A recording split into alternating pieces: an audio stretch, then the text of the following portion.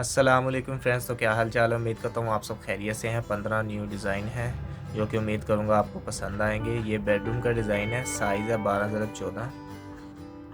ये भी एक बेडरूम का डिज़ाइन है। फरमाइश इसकी आप कर सकते हैं 10x12, 10-14 में भी बन जाएगा। ये एक हॉल का डिज़ाइन है 14x20, आप 14-16 में भी बना सकते हैं। ये भी एक हॉल का डिज़ाइन है। फरमाइश आप 13x18 कर ले इसकी। और ये एक बेडरूम का डिज़ाइन है, इसकी फरमाइश 14x14 या 13x13 आप बना सकते हैं मुरब्बा शेप में। ये भी एक बेडरूम का डिज़ाइन है, आप इसको हॉल में भी एडजस्ट कर सकते हैं। ये एक बेडरूम का डिज़ाइन है, फरमाइश है 12x14। ये भी एक बेडरूम का डिज़ाइन है, सिंपल में है। इसको आप हॉल में भी लगा सकते हैं, ड्राइंग रूम में भी। ये एक हॉल का डिज़ाइन है, आप इसको ड्राइंग रूम में भी एडजस्ट कर सकते हैं। ये एक बेडरूम का डिज़ाइन है, फरमाइश है 12x14।